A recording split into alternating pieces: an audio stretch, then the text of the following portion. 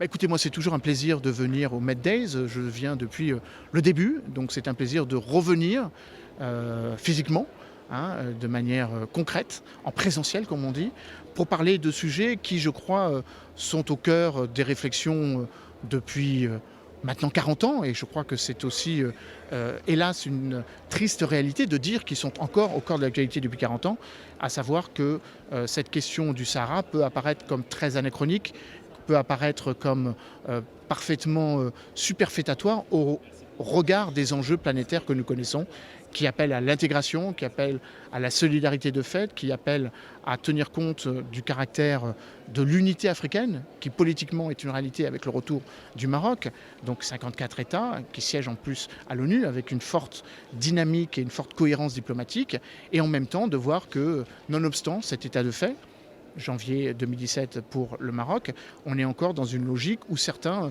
jouent cyniquement la d'illusion ou la dislocation en évoquant le fait que cette réalité diplomatique doit être combattue, ou en tout cas combattue sournoisement.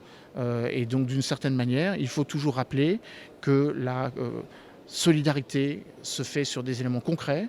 Le plan d'autonomie tel que proposé par le Maroc, qui s'appuie sur des projets économiques, des projets industriels, des projets d'infrastructures, dans le domaine halieutique, dans le domaine du développement touristique équilibré, touristique durable dans les provinces du Sud, montre à quel point il y a d'un côté un projet qui a une cohérence et une structure, et de l'autre des positions peut-être un peu figées, peut-être un peu éthérées, en tout cas des positions diplomatiques qui ne me semblent pas cohérentes avec l'actualité géopolitique du moment. Je pense que l'initiative marocaine, c'est une initiative excellente. Moi, je réagis de manière objective parce que je suis entré dans le document, je l'ai analysé en tant qu'économiste, parce que je suis d'abord un analyste.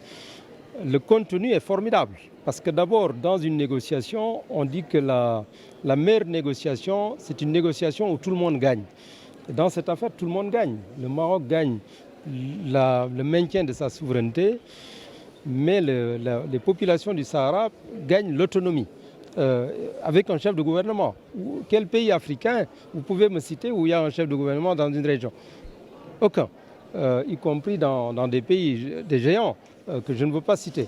Et donc il est important de soutenir ce plan, d'abord sur ce principe où on renforce l'autonomie, on permet aux populations de s'exprimer et de pouvoir dérouler normalement leur patrimoine historique et culturel.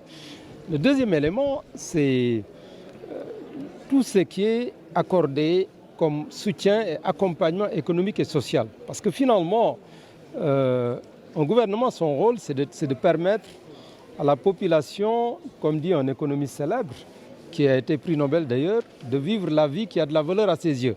Donc qu'est-ce que veut le peuple? Le peuple, il veut la paix, la sécurité, la prospérité économique, la prospérité, le bien-être social, mais également l'expression culturelle. On ne peut pas sortir de ces 5 éléments. Et ce plan permet aux populations des régions de Dakhla, de Laayoune et de Guelmim d'avoir une bonne qualité de vie, d'avoir un développement culturel, d'avoir la paix, d'avoir la sécurité. Parce que si vous n'avez pas ce plan, vous n'avez pas la sécurité, parce que vous allez avoir des conflits. Avec aussi des zones fragiles, parce que n'oubliez pas, vous regardez un peu le Sahel aujourd'hui, toute la fragilité qui se manifeste. Et demain, si vous avez un pays qui serait créé artificiellement, ces chaos ou ces conflits peuvent se transférer, et ces fragilités.